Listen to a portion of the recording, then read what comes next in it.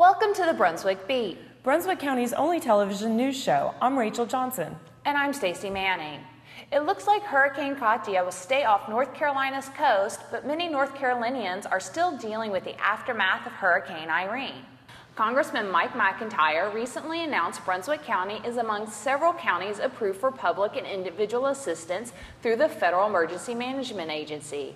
FEMA public assistance includes help for emergency work, repairs, and replacements of damaged facilities, roads and bridges, public utilities, and debris removal. Citizens who suffered damages associated with Hurricane Irene are eligible for individual assistance, including temporary housing and help paying for repairs. Brunswick County property owners will get a break when it comes to clearing debris left from Hurricane Irene. County commissioners approved waiving tip fees at the county landfill from September 2nd through the 17th for vegetative debris. The landfill is off Galloway Road in Bolivia. Hours are 8 a.m. to 4 p.m. Monday through Saturday. Residents can also take storm debris to any of the county's 4 convenient sites, but they will be assessed a fee, $2 per trash bag or $24 for a full truckload of debris. Hurricane Irene brought to the forefront an issue facing the town of Ocean Isle Beach: terminal groins. The east end of the island, protected only by sandbags, saw the most damage from the storm. Water lapped over the top of the sandbags, causing water and sand to cover entire portions of 3rd Street. The town is looking to apply for permits for a terminal groin. As the process unfolds, the town plans to have public forums, and according to Mayor Debbie Smith, a terminal groin would help minimize damage to personal and town property. Bids for an engineer to conduct a feasibility study are being accepted currently. According to court documents filed August 24th, attorneys for Brunswick County want a discrimination lawsuit filed by Concerned Citizens Organization to be dismissed. On June 3rd, members of the Royal Oak Concerned Citizens Association filed the lawsuit claiming discrimination regarding the expansion of the county's construction and demolition landfill. The county's answer denies all claims of discriminatory practices. It was a busy week in Brunswick County Superior Court last week. Leroy Jolly Jr. was convicted for first-degree murder and armed robbery for the 2009 murder of 62-year-old Gladys Myrie in Southport. Jolly was sentenced to life in prison without the possibility of parole. William Stevenson Phillips was convicted of multiple sexual offenses against minors, including first-degree sexual assault. He was sentenced to 42 to 52 years in prison. David Kent Beasley pleaded guilty to his role in the 2009 death of his girlfriend during an ATV wreck in which he was impaired. He pleaded guilty to manslaughter and was sentenced to 5 to 7 years in prison. Several local suspects were arrested by Brunswick County Vice Narcotics agents last week. Mark Grissett, 38 of Supply, was charged with possession of marijuana, possession of drug paraphernalia, and possession of a stolen firearm. He was taken to the detention center where he was placed under a $10,000 secured bond. Joanne Hardy, 23 of Shallotte, was charged with possession with intent to manufacture, sell, and deliver marijuana and possession of drug paraphernalia. She was given a $5,000 secured bond. Brunswick County officials have lifted a water conservation alert. The alert was issued in June when Brunswick County was in a drought.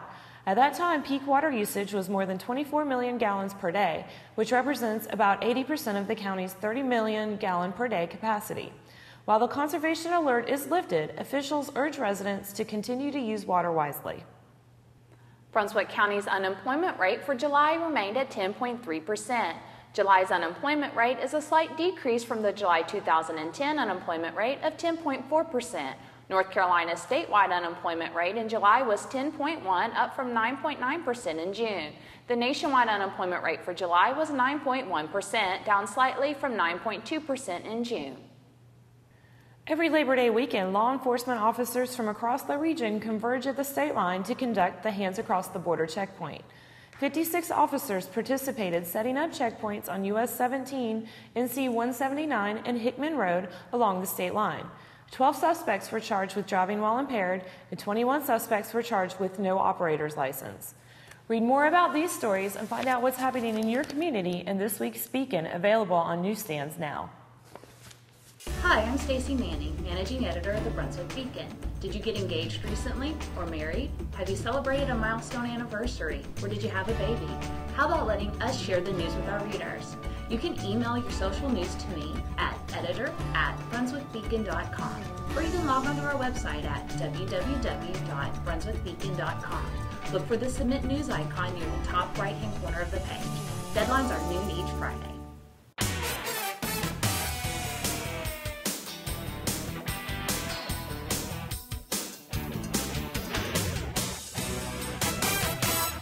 Welcome to the Brunswick Beat Sports Report. In high school football action, West Brunswick topped North Myrtle Beach 28-18 in a non-conference matchup Friday night. West Brunswick scored on a halfback option pass from sophomore Sean Hewitt to senior wide receiver Cameron Smith with 2 minutes left to clinch the win. The victory was the first of the season for West, who falls to 1-2. West faces Laney on Friday in a home game. The West Brunswick volleyball team opened its conference season by sweeping previously unbeaten Whiteville at home. Jasmine Jackson finished with 14 kills and 6 blocks. Alex Wickel had 26 assists and scored 7 points. Mary Ionis scored 15 points, 5 of them aces. She also had 5 kills. West advances to 5-2 for the season. Brunswick Community College volleyball team finished 3-2 in its Labor Day volleyball tournament at the Dinah E. Gore Fitness and Aquatic Center. 3 Dolphins are nationally ranked in their division. Hannah Sofield is ranked 21st in the country for digs per set. Kenzie McDuffie is ranked 24th for assists per set. Samantha Montgomery is ranked 26th for kills per set. BCC's next home match is at 7 p.m. on September 8th at the Dinah E. Gore Fitness and Aquatic Center Gymnasium against Whiteville. The Island Riders of Oak Island are once again participating in the Bike MS Historic New Bern Ride on September 10th and 11th. Bike MS is a 2-day cycling event that raises funds to support people living with multiple sclerosis in eastern North Carolina and throughout the United States. Money raised through this event funds MS research, programs, services, and advocacy. Last year, more than 2,800 participants raised more than $1.6 million. Find weekly sports updates and many great photos in the sports section of your weekly Beacon. Hi, I'm Stacy Manning, Managing Editor of the Brunswick Beacon. Do you have a community event you'd like to tell our community about? You can email it to me at editor@brunswickbeacon.com, or you can log on to our website at www.brunswickbeacon.com. Look for the Submit News icon near the top right-hand corner of the page. Deadlines are noon each Friday.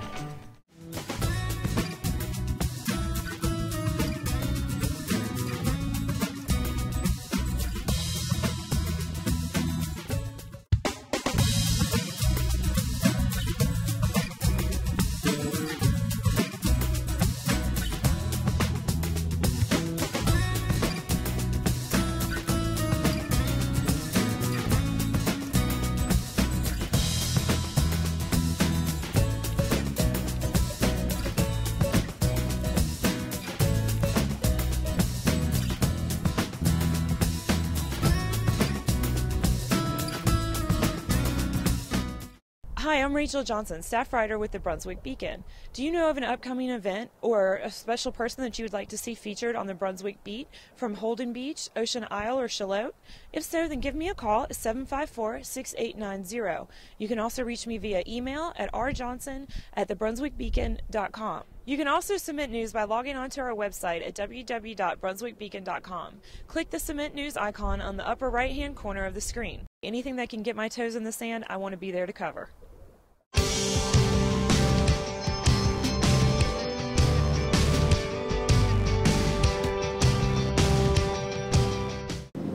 Hi, I'm Laura Lewis. I'm here at Brunswick County Animal Shelter today with Luke. He's a 1-year-old male. He is believed to be a collie shepherd mix, and he's just sweet as he can be. He's about 1 year old, and he's been here since August 15th, and he's looking for a new home. You can come out and visit with Luke and all the other dogs and cats available for adoption during regular visitation hours here at the shelter on Green Swamp Road. The hours are from 10 to 4 weekdays. So come on out and find a new friend.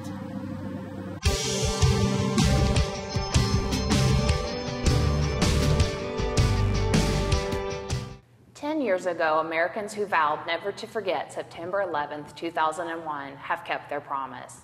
That day, the country came to a halt and American lives changed forever as terrorist-directed planes crashed into the World Trade Center towers in New York, the Pentagon in Arlington, Virginia, and a rural field near Shanksville, Pennsylvania. Some 3,000 lives were lost that horrific day, and Brunswick County is remembering those with services scheduled in local schools this Friday, September 9th.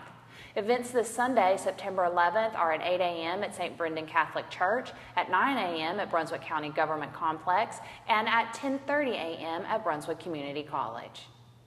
Kindergartners took part in their first day of school last week in Brunswick County, including Jessie May Monroe Elementary School in Ash.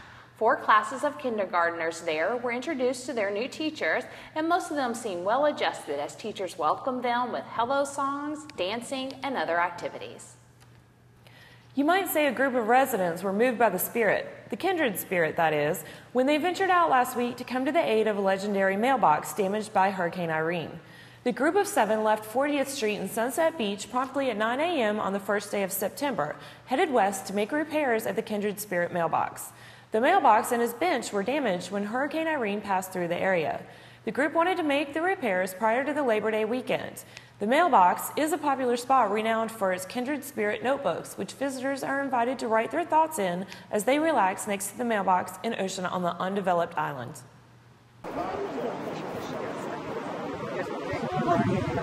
Yeah.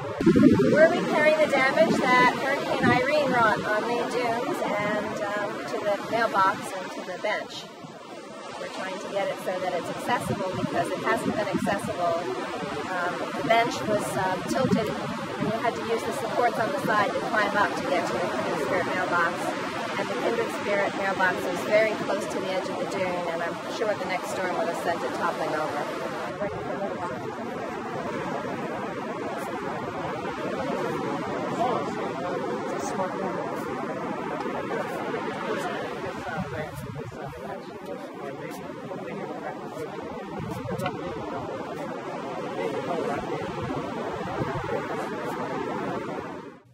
That's all the time we have for tonight, but you can read all these stories and much more in this week's Beacon. If you know of a story or person you'd like to see featured on Brunswick Beat, email us at brunswickbeat@brunswickbeacon.com, look us up on Facebook under Brunswick Beacon, or follow us on Twitter at Brunswick Beacon.